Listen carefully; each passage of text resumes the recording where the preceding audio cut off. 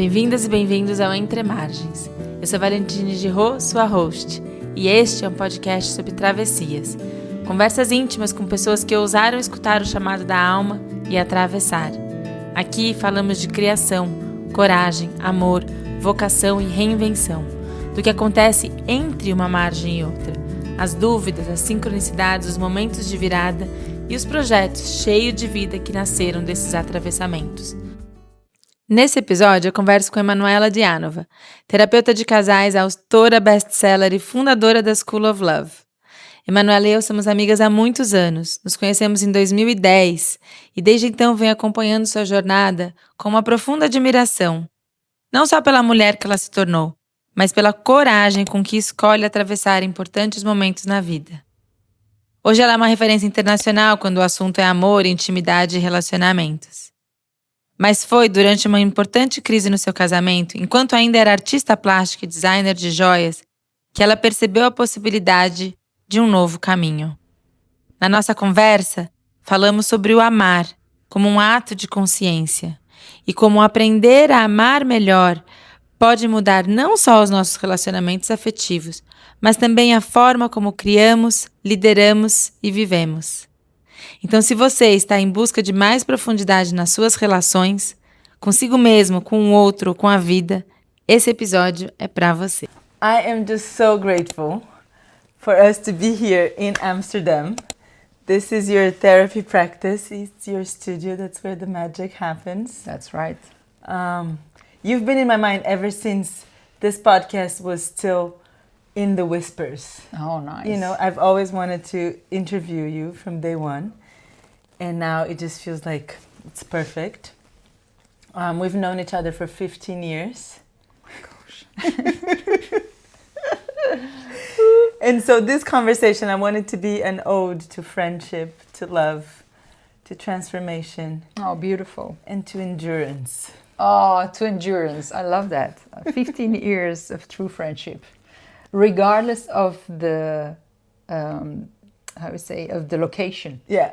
I think our friendship is a great example that seeing each other, that a true friendship or relationship doesn't only exist only because we have to see each other often and we need to keep each other up to date very often. I think we have periods of not seeing and talking to each other for years maybe. Yeah. But the relationship, the love has never changed. No. Because of distance. That's what I wanted to say. Yeah. Yeah. So despite of our differences, not differences, but the distance. Here we are. So how would you, for our listeners, who is Emanuela now? The ever-evolving Emanuela. Who is Emanuela now? Right now, I'm a couples therapist, a certified couples therapist here in Amsterdam, in the Netherlands. My daily work, I work with couples and help people to find love and connection again within their hearts, even in the hardest moments of relationships, of their intimate relationships. And it's gonna be a lie if we say that intimate relationships are going smoothly all the time. So at the moments when people hopes stories crash, that's the moment that they call me. That's one part of what I love to do, and another part of me is just being a mom, learning from being a parent of 3 kiddos, 10, 13 and 23. I'm a stepmom, but we always call each other with mouth the oldest daughter, the bonus mom, right? I'm the bonus mother, because I never liked the stepmother thing. It feels always like has this bad connotation. So I'm the bonus mother, and I'm a partner. And that's the greatest school of life, I think. For me, it's, practicing what you preach. Yeah. practicing what you preach. It's very easy to say, hey, but you should solve that issue in that way, and then go to your own relationship and practice that same thing. It's beautiful. I'm in a relationship I came in Holland, I moved from Barcelona because of love. I mean, you can tell, right? Dutch people are just such a beautiful nation. And I came for love 18 years ago. 18 years ago from Barcelona here. And still going strong. Right. Still learning. Still learning. Still learning. In the process. So today, I want us to dive into the journey that's taken you, because when I met you 15 years ago, we were both members at the Impact Hub. True. Yeah. And I had just come here for love. That's right. As well. Yeah. You had been here for this love relationship. It was love at first sight, that kind of Here friendship too. love Yes. as well. And at the time, you were a jewelry artist. An exquisite, unique jewelry artist who had her pieces selected to be in the MoMA. That's true. In New York. Yeah. You've also crossed borders. You've came from Bulgaria to Spain. You've changed your careers. Can you take us on to what has guided you through all these shifts? Ooh. Because this is what the podcast is about. It's right. like that inner compass. It's a really deep question. I think for the first part of my life, what was guiding me was very unconscious. And it was the drive to break any limitation and border which my country back then was implying on us. So we were not allowed to travel. There were crazy restrictions. And, when something is prohibited, it's kind of the apple, the fruit that you want to taste. And I guess I was crazy enough and rebel enough to follow that gut feeling of nobody is going to tell me what and how. And so that would bring me in the worst crazy situations of life. I don't think I recommend this as a guidance system. It's a guidance system, and if you follow that rebel or gut feeling within yourself, be prepared to receive some bruises from life, but also to show you the most beautiful views which you never imagined existed. People, stories, opportunities, and growth. And then the second, after I became 36, 38, then that was a different guidance. And that was more, I started to sense more what's within me, and to follow that gut feeling, which would guide me through the not logical part of the heart. But I would now know how to follow it without bruising myself badly, and how to navigate through the difficulties, because our mind is logical and our heart is everything but logical. And when you decide to follow that heart path, your mind will protest, and will try to keep you safe, and will try to keep you following the known paths, right? And but if you choose the way of the heart, there is certain safety, which I've never felt before, and I recognize it's been always there.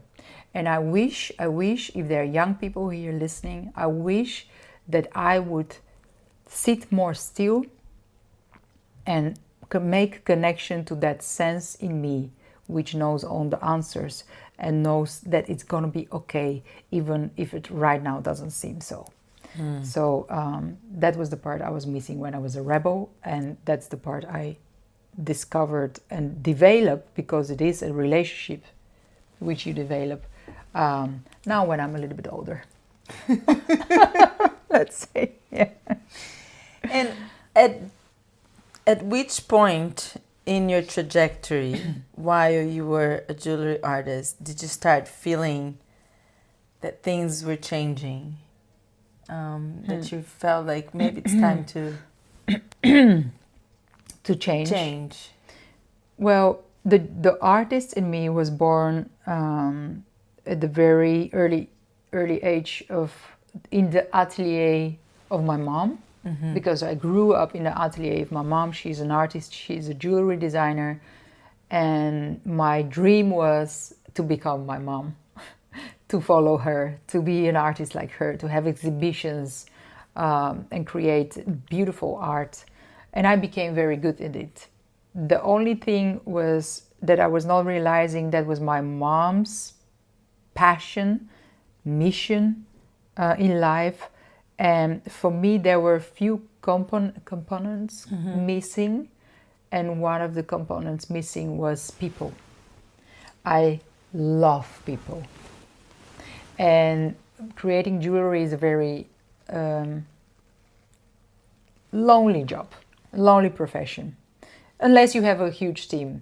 Still, what was missing for me is working with people and creating a legacy and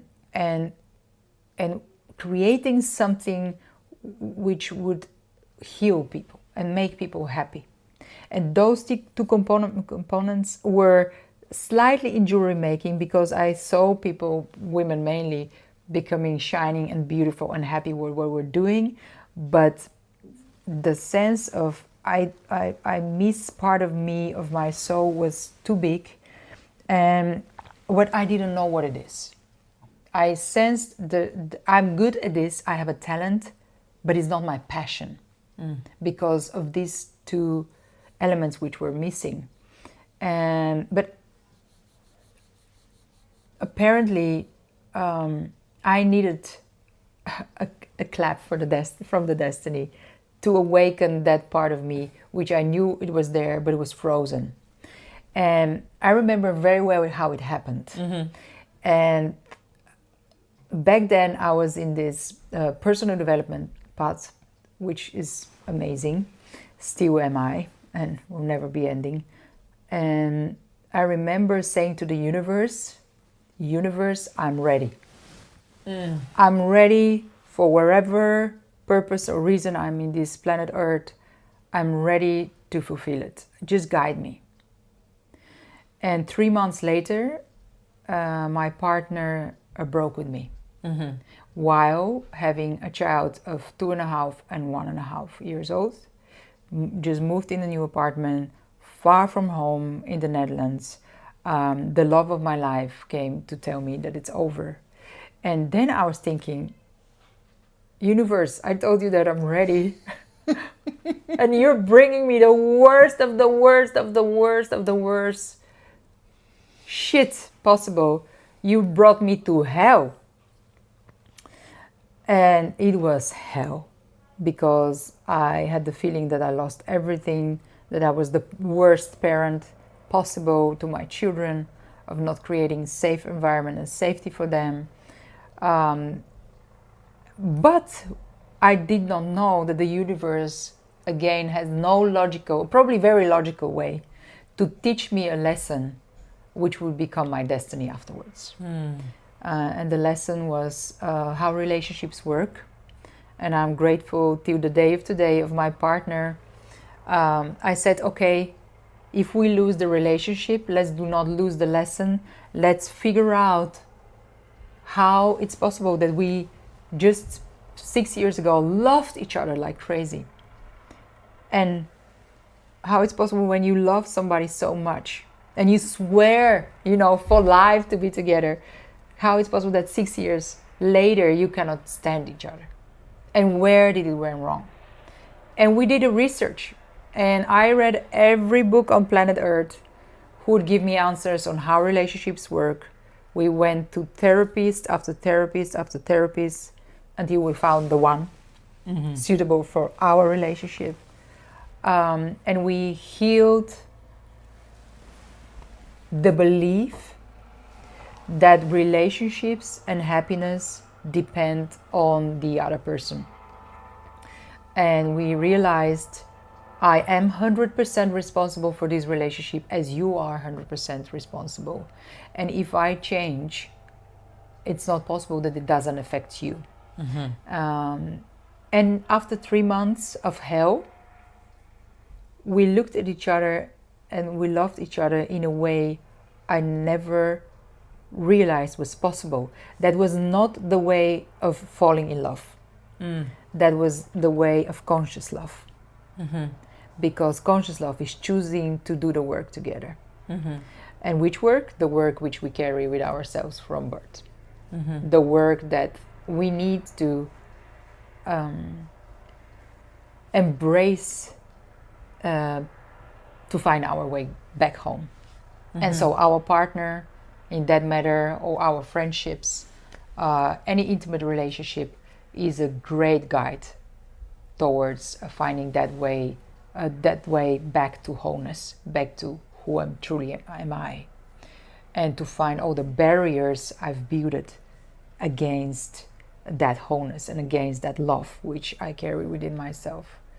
So this is how I transitioned from being a jewelry maker to actually back then just a couple advisor, because what I did is I called all my friends after repairing with David, and I said, I have to tell you something I've discovered, and I wish somebody else told me before we crashed. And I went to Bulgaria, I went here in Holland, and I told everybody our story, and it was a jaw-dropping story, because there are tools. We discovered that love is not just a mystery, but there are tools. It's like a skill. You can learn how to love and relate. And if you can learn, you can also repair. And people started calling me. Friends of a friends heard about the story, so they started calling me about advice, and I was unequipped. I knew in my heart that every person who is with a broken heart can heal that heart. I just didn't have the degrees and the practical knowledge. And so the universe showed me, you are ready to help others do the same what you did in your relationship. And the rest is history. I did every degree possible on couples therapy. I wrote a book in Dutch. Yeah. Oneindige Liefde, yes. Yeah, Oneindige Liefde, which translates to infinite love. Is that right? That's right, yeah. It has already been translated? It's been translated in English. I'm final editing it right now, and it's coming hopefully next year, 2026. It has been translated to Bulgarian, though. It's been translated in Bulgarian. It's published in Bulgarian. It's been translated to English. It's coming in English in the coming year, and it's been translated in Spanish. And when it's going to come out in Spanish, it's God's work. Because I'm not aware of that, but it's been translated. Amazing. Oh. What do you think? And it was a bestseller here in the Netherlands, right? Yeah. Wow. Yeah. Isn't it amazing? Like, it's amazing. It's just indeed like those turns that life take, and we might resist to them. Yeah. Or we might just say, okay, there's an invitation here, and it's a door, and you choose to cross that door. And you chose to cross that door. I didn't know what I was saying yes to when I say, universe, I'm ready, let's go for it. I honestly thought does anybody even hear me? What is the universe? But somehow in me, I was ready for the next step. I felt the sense of there is a next step. There is this door I need to open. Although did you have a sense where it went, or did you think because I thought you were going to be a jewelry maker forever. Me too.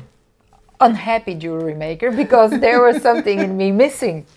deeply missing, and I've been looking for it. I've been looking for what is this aliveness, what is this energy in me that wants to contribute and serve humanity. That's better said. I just really always have wanted to help others, and making jewelry was not enough. And when I said I'm ready, it came. So careful what you're saying to the universe, because obviously it does exist and it does listen. And when you say I'm ready, great shifts are happening. Great shifts are happening, and my only advice is just serve the flow. Do not resist, because eventually you're invited to a great lesson, which you probably will, if you learn it, you'll probably give back to the humanity or to a friend or to a neighbor tenfold. What motivated you to write the book? I've never had I'm not the writer who writes for years and then say, I'm going to publish a book. The book came by a miracle to me. Again, there was Corona was just hitting, and a publisher contacted me and he said, I need a book on relationships and hope in a difficult situation, and you have only 3 months to write it. And it was summer holiday, I remember. And I was like, 3 months to write a book. I've never written a book. Why not? But I demanded that I have a really good Dutch editor, because of whatever your Dutch level is, if you're not born in Holland, it's a very complicated language. So I got a great editor, and the book was born in 3 months. And it's basically, I'm telling, in this book, I've put it all the understandings, all the exercises, all the knowledge, and our story, me and my partner's story, what to do actually, and what to do and what not to do in your relationships. And it's a practical, very practical guide. So all the exercises which helped us and saved our marriage are in this book. And apparently it's a good book. Well, we can't wait. They say. We can't wait to have the English version. Yeah, I can't wait to publish it, yeah. And maybe even the Portuguese version for the Brazilian listeners. That would be amazing. That would be amazing. I'd love to. What do you think in the message really touched so many people? Well, what I hear from people, I get emails every week, basically, from people who read the book. And everybody say, that's the line which everybody says, I recognize so much myself in your story. So we are universal beings. And it's almost scary to see how we impact each other with our survival strategies. Yeah. So we are not so unique. And if you are out there, although we love thinking that we are, every story is unique, but the patterns are very similar. So that I think people just recognize themselves and find hope again for their relationships, and tangibles, tools. It's like tools. Okay, it's not that we are doomed to sit together for the rest of our lives, sitting boring, watching Netflix, right? With no conversation, but we can do something about it. And so it's both things. Hey, I'm not alone, and I now have choice, and I can invest in my relationship, or I can choose to let it go, or let it be as it is. So you do talk about love as something that you practice and a skill to be developed. Yeah. How is that a skill, for example, that can be applied to people who are leading businesses, who are creators, entrepreneurs? What does love have to do with it? And what can it teach us? Well, if you're a creator, love is the place from where you create, hopefully. And love is that intrinsic feeling of, actually, love, joy, and creation are synonyms. And so say that again. So love, joy, and creation are synonyms. They're the same. Peace, love, joy, and creation. And love is joy. And it's the most beautiful thing when you see two people who are in love, right? There's so much stamina and joy. It's you can almost see it around them, and it reminds you of something which lives within you too. Falling in love is a reminder of who we truly are, that feeling. And how to bring that to entrepreneurships and business, how to then lead a company which is a relationship but multi-layered, is for me, I think, one of the greatest tools which we want to develop in any relationship, whether it's business, friendships, or intimate, is our power to listen. Because when I see politicians, business people, couples, the story is the same. The story is the same. And the problem is, if we both talk and defend our position, nobody's left to listen. Nobody's left to listen, meaning there is never a possibility to find an exit and a third option. If I want right and you want left, and nobody listens, we are blind to the third option. And for me, the greatest skills also in relationships is to create safety, safe container, which is a conversation, but intentional conversation. Really invite each other. We are going now to sit together, and we're gonna have a conversation. And are you available at that moment to listen to me? And are you available to listen to me even when it gets hard, without interrupting me within 3 seconds, giving your opinion right away, trying to solve the problem, which I haven't asked you for, I just asked you to listen, or asking questions. So are you able to, and I always give the metaphor of 2 different worlds, 2 different planets, and building a bridge between these worlds. And if I'm invited in your world to listen, can I leave? In order to come to your world, actually, truly, is only by coming as a full presence, in curiosity, without taking with me. It's not allowed. The douana is going to stop you when you cross. It's not allowed to take your beliefs, your assumptions, your judgments, your ways to solve the problem in your way.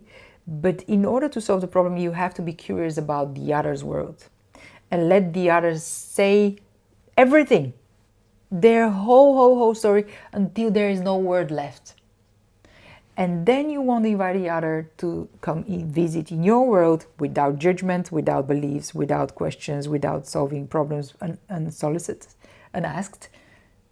And when you are arrived at your last word, you will figure out that the solution has been arrived.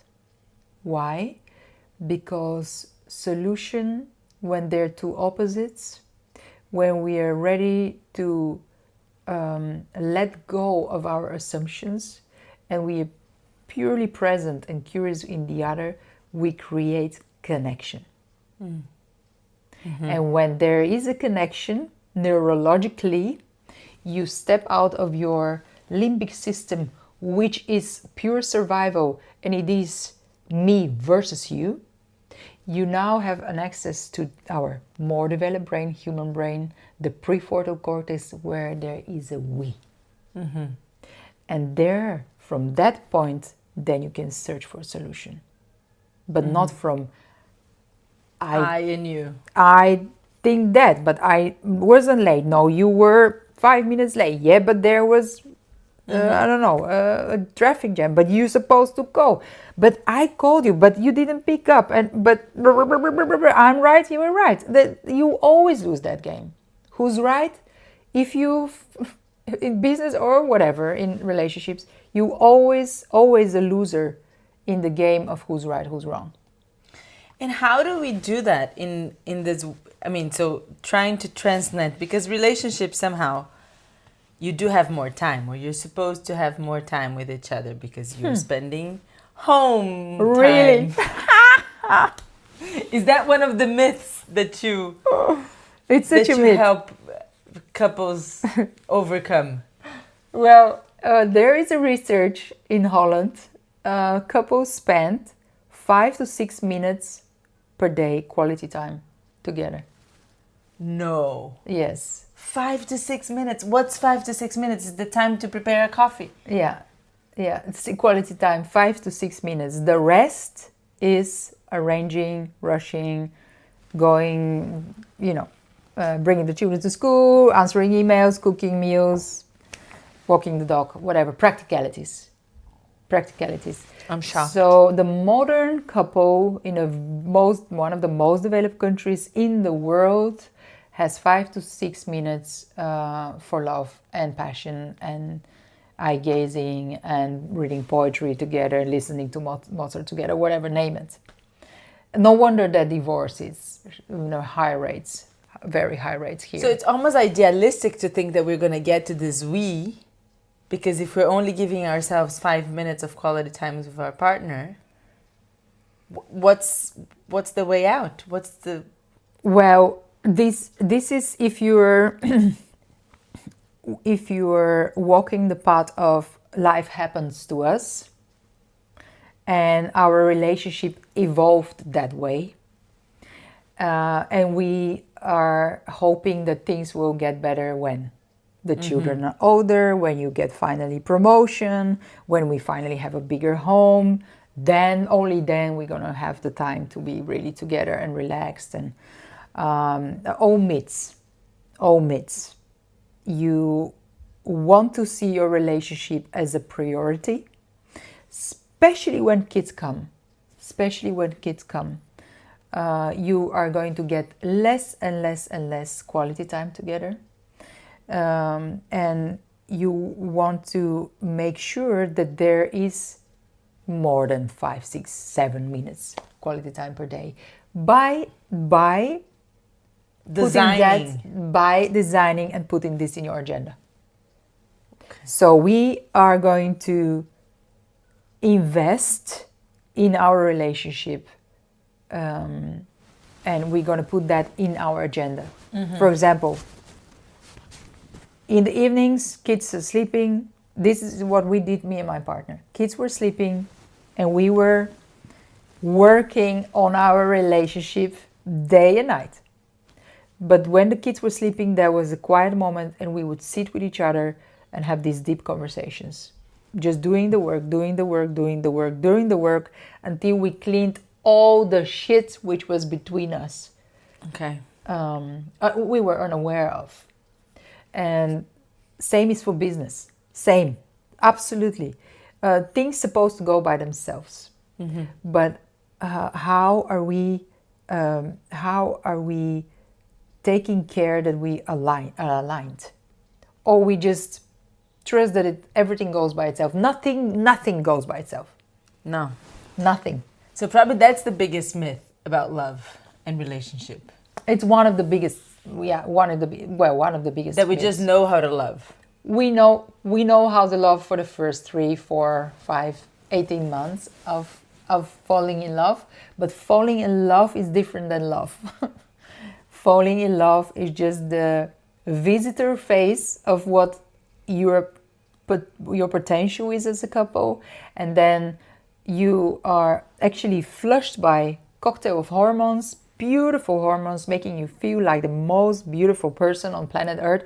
Finally met the one you thought it never ever existed, but yes, finally you are there. And this is an infatuation phase, and lust phase and passion phase, and it's beautiful. Only it's not sustainable. It just doesn't last. It just doesn't last because these hormones they leave your body, and you wake up one morning and you think, wait a second, you are not Superman. Put your mask back, right? Oh, you fart. Oh, you are grumpy too. Oh, you insulted me last night. Oh, you have hairs on place. You're supposed to shave, right? You know. Then the pink glasses are gone, and then you realize, oh, you are a person. Okay, and that's the moment of you are a person and I am a person, and now two people, not two goddesses and a god, but two people are going to make a meaning of life together. And it's a commitment, and the work starts at that point. The work starts of committing to do the work, and which is the work is the greatest pleasure. The working on your relationship is a pleasure, though it's difficult at times, but it's always bringing tenfold back to you, because you're freeing the energy to love. Everything is in a relationship. Everything we are in a relationship with everything, with these beautiful flowers, you know, and with this beautiful woman here sitting next to me with my cup of tea. Everything is in a relationship, and I deeply believe that relationships with another human being are the mirror shining back at us what we want to develop, what we've forgotten that we are. And sometimes those lessons are beautiful and come through the inspirational way, and sometimes these lessons are devastating and very painful. As long as we learn. And what we learn, again, finding who am I truly. So sometimes that happens through fleeting relationships, and sometimes it happens in a committed relationships. And committed relationships is like, well, you might live with someone and sense that fleetiness also in it, right? Right. I have the feeling that I have my 10th relationship with the same partner. Right. Only I just didn't change the partners, but we have our moments of distance and of coming back together, distance and coming back together. Like everything in life, that's how life pulsates. Yeah. And how does that then, do we reapply that to the work environment? Because also, you know, so many of my clients are in startup phases, or in this phase where there's a lot of push to build and to build fast and to deliver and to have performance, which at times it might not give you enough time to go through the cycle of let's endure, let's lean in. Because what you guys did was you leaned in. When it became hard, you stayed. Yeah. We learned to dance with discomfort. Discomfort didn't scare us. It scared me shitless, and my partner also. But we chose to face the dragon. And I think this is so much true for every beginning of an entrepreneur, every new adventure, every new venture, it's gonna be tough. So you are going to dance between my passion and my mission, and hey, I have not enough revenue, or there are only 10 downloads, and I think what I would wish I had also in our relationship back then, in our crisis, I realized we are so lonely. As couples also, we are so lonely. And what I wish we have more in our society is the forest, the concept of the forest, that you're not alone. Right. If you are if you're in a startup, find out who is going to be there for you and who you can call or meet for a coffee, where you can lean on. When the storm comes, trees in the forest, they support each other. And I have the feeling in a startup culture, we are so lonely. That's so true. And it's not necessary. It's not necessary. So find your tribe, because the storm will come. And every sprout, like your new venture is a sprout, right? Needs the power of the big trees who knows how to grow, enough sunshine and enough soil and enough water. Those are many ingredients we have to take care of. And the beauty of nature is what nature teaches us about entrepreneurship is I planted a seed, but I also have to learn the art of letting go. And what I mean by that is not letting go and saying, oh, it didn't work, I'm not going to do that. But art of pushing so hard. You cannot pull the seed and say, grow, faster, because it won't grow faster. It will grow whenever it's ready. Whenever there is enough sunshine, whenever there is enough, water, whenever there is enough love. Right. And so would you say that businesses can reflect the way people love? Businesses, the way you lead your business can be a reflection of the way you love? I think really creating a business is another way to create a child. It is another, it is a child. It is something which will bring you the greatest joy, hopefully, and the greatest challenges, like every child does. And every child has periods of happy, connected, and mama, I love you, and rebel periods of, oh, please don't hug me because everybody's watching mom, I'm in this period. Like, I have a teenager, it's like, not cool, don't touch my hand, Oh, my baby. So a business will teach you the greatest lessons of life. Yes, it's a mirror of what you actually intrinsically believe you deserve. And if you believe you deserve less, it will give back to you less. If you if you believe that creation is a co-creation, that will show you that it's not about the end result. Because if you're in a business about the end result, I think you're in a rat race. But if you're in a business for the sake of creation and discovery and joy, and oh my God, it didn't work out, well, let's try it that way, then you are infused with this aliveness and energy, which is unstoppable and contagious. And even if your business doesn't work the first, period, to be around you is the greatest fun you can give the people around you and yourself.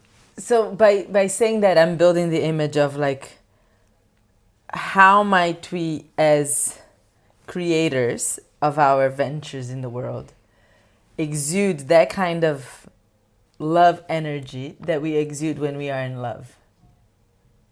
Like, and it's not, it's almost like a rhetorical question, and which is so much of the work that I do with my clients, is to bring them in so much alignment with what's really pulsing in their heart. You're talking about the calling of the heart, the language of the heart that speaks in irrational ways, or in ways that we're not as trained to listen to, but are the most authentic.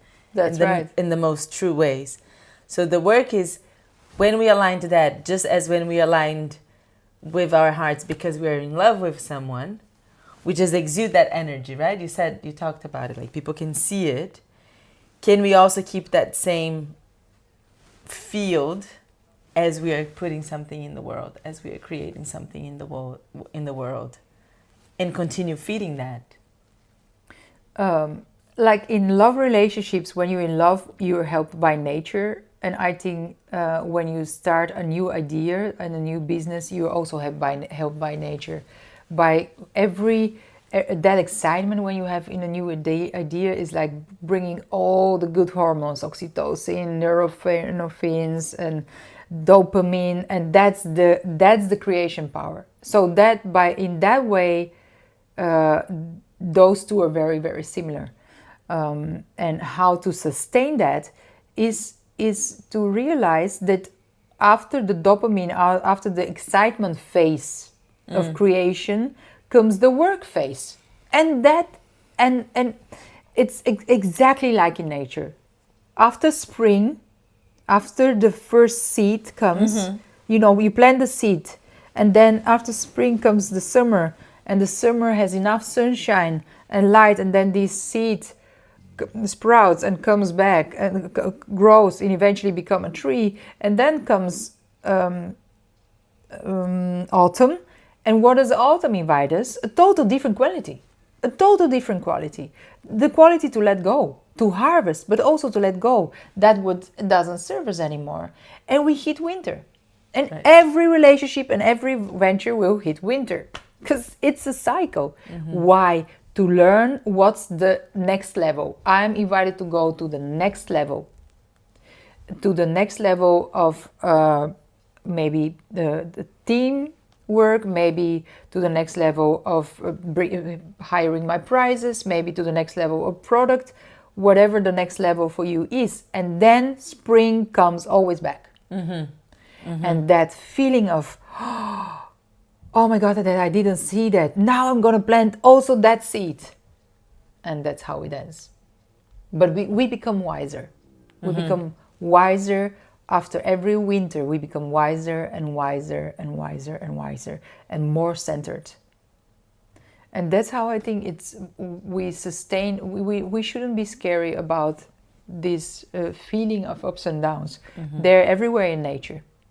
And being an entrepreneur is no other than just being a farmer in that sense. Really dancing with the forces of nature. Yeah, I just love this image. And I feel like it can be so suitable for some of the people that are going to be listening to it, because the pressure from the world is for more productivity, deliver. Yeah. Which is disconnected from the natural cycles. Absolutely. So much of it, I do believe, come from this more masculine, patriarchal way of the way, the Western world has been built, which is more and more, whereas for women, naturally, in our bodies, we already have the cycles. True. Right? Because we go through our moons over a month. So I just love that. And I think it's such an important reminder to say, flow with it, dance with it, and also in the relationships that you're building as you're building your ventures. Yeah, absolutely. Understand that they will have their own cycles as well, of intimacy and expansion, of contraction and expansion. That's right. Intimacy and space. We've all experienced that. That's right. That's breathing. That's everywhere. It's breathing in, out, in, out. The low tides, the high tides. It's everywhere where you look in nature. No tree is always giving apples every day. No tree. So you can't. If you are aligned entrepreneur, you do not want your tree to be always giving apples. You want your tree to be able to recollect, to grow. Because what happens in winter with trees? And so in difficult moments with our companies, it's invisible to the other world, to the outer world, but trees grow their roots in winter. And that's what aligned entrepreneurship is. Hey, my roots are, what is my company teaching me? And what am I not seeing right now? What is that new level of thinking, of creating, of aligning with what's true to my nature? And am I allowing myself to slow down? Am I allowing to have a moment of no work? So I can hear my roots. What are the roots telling me? And to have these moments of deep conversations. To have these moments where founders would sit together and safeguard that space where they're just one is gonna speak and the others are gonna listen until the next is gonna speak and the others are gonna listen. That's right. Everything is gonna be poured in the middle. Yeah. While it's no longer yours or mine, it's just ours. Yeah. And then solutions start coming, which is something that I see so often when I'm working more in the group settings or executive settings. Just that in and of itself, it's so healing. It is. It is the work. It is the work. Absolutely. I believe in that. I believe because physiologically it's proven that it works like that way. Because if I in any sense perceive you as a threat and you have a different opinion than mine, my defense is already halfway on. And at the moment you say few words which I perceive as this is so different than what I'm thinking and where we are going in this company, I already am not able to hear you. So subconsciously I block you. And your subconscious knows that. So now you're going to try to prove and to manage or give solutions or be feisty and say, but this is how we're going to do it. And I'm going to say, your way, my way on the highway. And that's conflict. So there is no connection here. Right. And as you said it, we need to, I think companies will benefit so much from the talking stick, right? Okay, the elderly way. Only when you have the talking stick you speak, and speak from your heart. Yeah, and listen with your heart. And listen from your heart, definitely. Yeah. Beautiful. A lot of the people that are going to be listening some of the people might be in periods of transition, starting to step into a transition. Be it a transition in their careers, be it a transition in their companies from, the spring to a next season. What do you have to tell them? Transition is uncomfortable. Oh, transition is uncomfortable. Know that, well, at least in my life, every transition has brought me to the next level, to the next spring, to the next discovery of my true potential. So while transitions are uncomfortable, for me, in transitions, do not make major decisions. Just follow the transition because the universe has your back. And if it's the only thing you trust and the universe, whatever, your gut, your guidance system, whatever you call it, that trust that you're guided. Trust that transition is uncomfortable. It's meant to be uncomfortable, and it's just polishing you to become the version of yourself which you've always wanted to be. That, or closer to the version of yourself you always wanted to be. So transitions, nobody likes them because they're uncertain. Nobody likes uncertainty, but they're necessary. They're necessary. If you're an entrepreneur, if you want to make change in life, you better get used to it, to be uncomfortable and in transition. But that means I'm growing. That means I'm growing. And if I'm growing, I'm alive. If I'm alive, I might, through my aliveness, through my transitions, through my lessons, through my winters, one day, I always say, you have a good story to tell your grandchildren or the grandchildren of this planet. And you might be an inspiration for others without you even knowing. So stay uncomfortable, stay in transition, and don't be afraid to follow your heart. Yeah.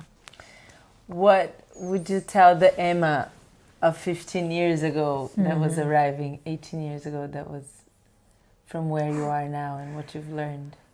Oh man, I would tell her, don't worry, baby.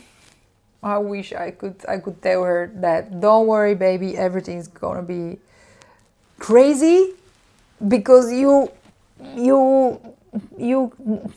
are like this. Your life is like this. Eventually, Eventually, it's gonna be aligned, close to your spirit, and you are gonna be so much following your heart. and your butt. But the one thing I would say, don't worry, baby, I have your back. I wish I knew that. So now maybe my 50 years old is saying, don't worry, baby, everything's gonna be all right. Because every little thing gonna be all right. And the last question, what is living a life of magic? What is living a life of magic? Yeah. Oh, wow. Living a life of magic, I think, is just whenever you're invited, don't be afraid to jump in the deep. No matter if it's scary, no matter if it's the known path. I've discovered that the greatest gifts of my life have came from the bold decisions to jump from a cliff. Not literally. And then magic happens. And also now that I'm wiser and older, I also discover that it's not always necessary to jump from a cliff, but that the new magic happens when I'm learning to let go and to slow down and to drink my coffee with intention and to create moments of inner joy intentionally. Because when I'm in joy, everything flows easier and better, and even the hardships of the day, I might say, I got fired, or my boyfriend said he doesn't love me, or I was named ugly, these type of things. Okay, it just, I have the feeling that in the Sweat Lodge culture, they're the four directions, not only the Sweat Lodge, but it's just, and if we are a little bit back to our indigenous nature, they're the four directions, but there is always the center, keeping the knowledge and keeping the sense of peace and love. And no matter where you are in the seasons right now, know that the center is always there.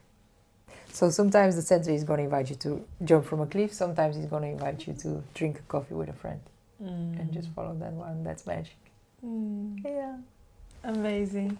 Well, thank you, sister. Yes, thank you. This was amazing. Yeah. And we're going to put all of your Instagram and details for people to follow you and keep listening to your wise words. Wonderful. And we're waiting for the book to come out. This is coming out, I promise. Yeah. Yeah, it's coming out. No. Hopefully soon. The universe is telling you, don't worry, it's coming out. Don't worry, it's coming out.